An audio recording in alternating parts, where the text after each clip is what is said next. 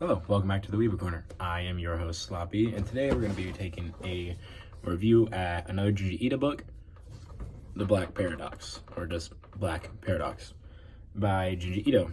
Came out recently. Probably should have looked the date up, which we'll do right now, actually. Really old school guerrilla style filming.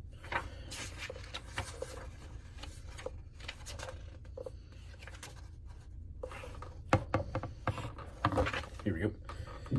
2009, actually. Wow. A while ago. Over a decade. Yep. So, Black Paradox released in 2009 in Japan. I guess it was pretty good reviews because they brought it over here to the West. Now, the Black Paradox is about these 4 people plus 1, which we'll get into a bit later, originally going to commit suicide as a group because they met on a suicide forum, something that is sadly real here in real life, both in Japan and in the West. But yeah, these 4 people decided to meet up and commit suicide together for different reasons. This one believes he's followed by a doppelganger of himself. This one she has a disfigured half portion of her face caused by a rather large birthmark, and apparently it's made life incredibly difficult for her, which is understandable. This man is treated terribly by those that he was once praised by because his own robot creation replaced him. And I don't remember why. Let me double check. Sure. And she has a vague, anxious feeling about her own life. Like she can feel disastrous events are going to happen within the near future in her life, which in Junji Ito fashion actually occurs. And it turns out all 4 of these people, so we'll soon to find out, they all have doppelgangers. And in fact, on the day that they go into the middle of the woods to commit group suicide, so do their doppelgangers. They follow them in another car, and they end up breaking out and attacking them in a similar fashion. The original doppelganger of this man ends up chasing after them just to kill them both, especially himself, or I guess his real form. But eventually he's taken down, and the robot ends up trying to go after her, end up taken down. He runs off, she disappears, and then it's really odd. I guess that's how I'll fucking word it. I guess I'll word it that way. It's odd, of course. But there comes a time when they kind of disable this guy's robot, in a sense. And at some point, he just starts puking up these orbs right here. These orbs, which will soon be put into jewelry and technology because they are found to be an incredible source of power. The idea being, well, if there's only one, and at one point there is only one of them, only one orb that they're all chasing. And so they get the idea that, you know what, if there's only one, the best way we can monopolize this market is to make these pieces smaller, because current ways of cutting them and just not working out that well. So they try breaking it, and it causes an explosion.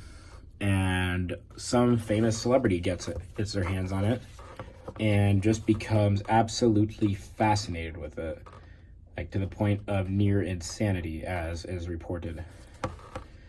Then he goes on a show, places it right smack dab in the middle of the audience, and blows it to whaps out a gun, puts it on the deck, pulls out a gun, fires it, and what goes on to happen? The entire studio blows up and burns down. No survivors. And reported, nobody knows what happened because the show hadn't gone live yet. It was being recorded and it was going to go live later. And apparently, this robot dude ends up just getting larger like a fucking balloon full of these orbs. Then he explodes. Literally. He explodes and releases a metric fuck ton of the orbs everywhere. And that's how the girl and the dude, that's what we're just going to refer them to, the blonde girl and the dude with the doppelganger, they just end up, where is it? Yeah, he ends up literally bursting. Pytan, that's his name. But yeah, no. He ends up bursting and launching all these orbs. And it's soon revealed that the orbs, they actually come from another world labeled as paradise, which a doctor soon becomes enamored with finding and attaining. Excuse me. And the orbs are said to contain the souls of those that have passed on and those who have yet to pass on. And so whenever they break an orb, they're releasing the soul and life energy of that person, which I can only guess leads to, if that person was already alive, they die. But if that person was already dead, I don't know, they're probably just forced to wander the earth as a spirit, which is not good. But yeah, let's get into the actual like review portion of it. I do like it. It's good. Yeah, it's pretty good. It's a good 7 out of 10. The art is really solid, as Junji Ito is. This is definitely when he found his art style, different from when I reviewed, I think it was called Smashed. I think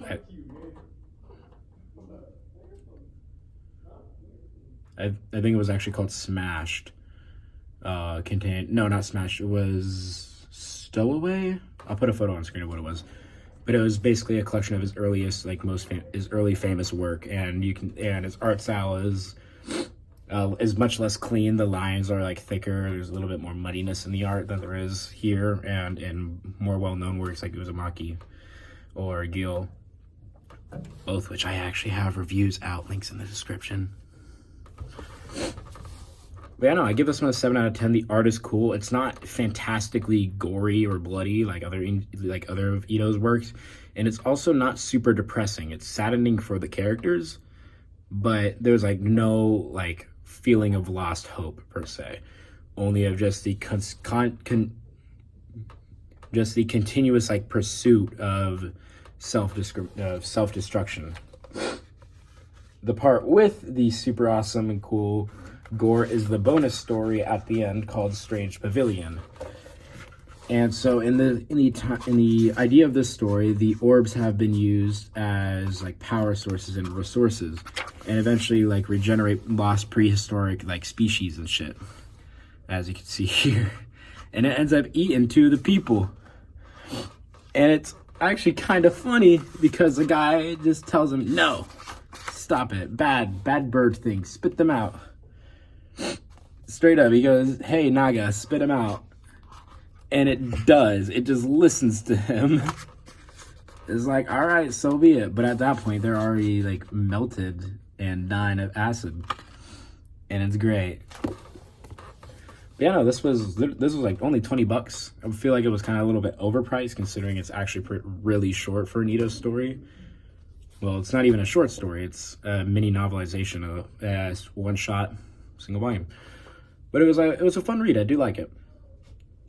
So yeah, I'll leave a description for you to pick it up. I'll leave a link in the description for you to pick it up in the...